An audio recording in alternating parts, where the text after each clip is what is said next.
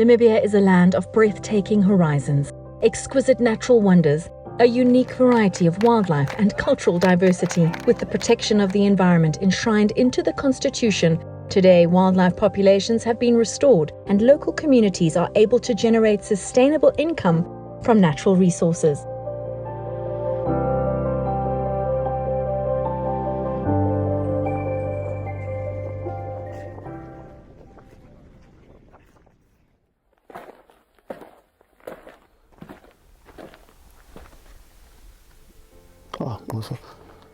This is one country that holds the largest population of black rhino.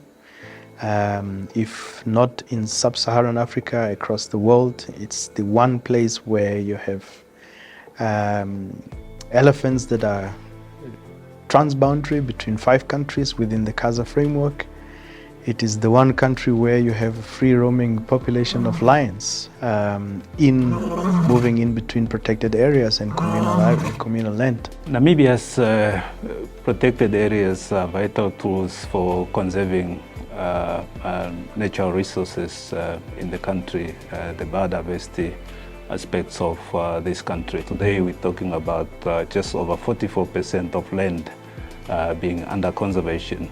And this is important for biodiversity conservation and tourism development in the country. These are valuable assets that we have as a country, but that monitoring just contributes to the conservation efforts that we have in order for us to make these protected areas sustainable, but also contributing to the economic development of this country.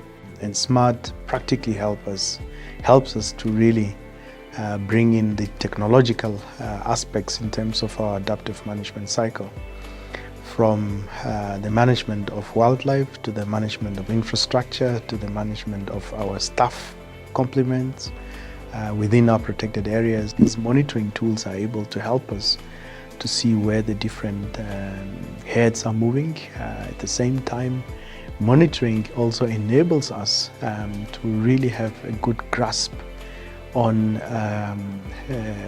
especially cross-boundary or transboundary species that are moving in between the riverines. You have mentioned the CASA and so on, where we have elephants that are really transboundary, and we need to have very, very clear knowledge when we speak to our neighbors, to know that, where our elephants are moving, where our rhinos are moving, where our lions are moving. So it's quite critical in that aspect. So we do conduct transboundary patrols with our counterparts, be it Botswana, Angola, as well as Zambia. So during these activities, we conduct on the border patrols, we visit communities within each of the countries and sensitize them on the dangers of indulging in wildlife crimes. There's a lot of countries globally that are using the system, and it helps with the conservation, because it also monitors some endangered species. You can see how the population of animals are growing. SMART has really helped us to collect data much easier. Managers now can make better decisions based off the information that's actually gathered in the field. It has allowed better reports to be generated, mapping of information. But this information can be housed centrally, and that can help future managers to go back to this, because it's a digitized system, go back to this information and actually see what has happened before and also predict future plans. I'll mention one incident where we had a rhino injured during poaching incident, and I needed to have coordinate. After some times, we need to record each poaching incident or each cases, death of rhino. We need to have those coordinates. But after, I would say, a year, I went back to my device or to my DAF book, and I went to get those coordinates. I got them from the DAF book after a year. As a Chief Warden for Human-Wildlife Conflict in this ministry, we have also decided to implement SMART especially on the human-wildlife conflict aspect, so that we have our people on the ground investigating and collecting data using SMART, which immediately, comes to us who are sitting in Windhoek and do this processing. So the visual aspect of SMART is very excellent, because the requirement for human-wildlife conflict, or the requirement for someone to get paid, for example, is that we need to see evidence. It makes my work so much easier, because it takes me away from sorting papers and going through a lot of forms. Everything is so simplified with SMART. I will not spend much of the time on writing or drafting a report. Because once you do the patrols, when you come back, you download the data that you've collected from the patrols, and you do the debrief. You can see exactly where and the effort that you are putting on. Since 2016, the rollout of SMART in Namibia has been comprehensive and dynamic, spreading rapidly across this vast country, with even more planned for the future.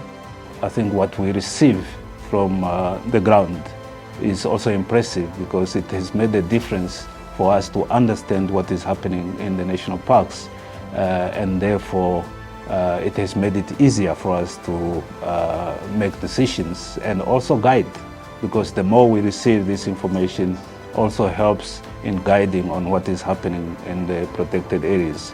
And therefore it's important, as we move forward, that we have the SMART program, or the SMART tool, that help us to monitor the conservation targets that we have, because that in itself help us to determine the impact that we are having. SMART is great. SMART has made everyone's life so much easier. It's user-friendly. Even illiterate rangers can use it. It allows managers to, at a click of a button, really be able to see what's happening in their protected area and help them then to make better decisions to manage their areas. SMART is digitally transforming Namibia's parks and wildlife management systems. With these successes seen using the SMART approach to conservation management, the Ministry of Environment, Forestry and Tourism is rolling out SMART in every national park in the country, with a view to include all protected areas and conservancies. The SMART program has been collaborative and inclusive, transferring data into actionable knowledge. In Namibia, SMART is empowering people and protecting nature.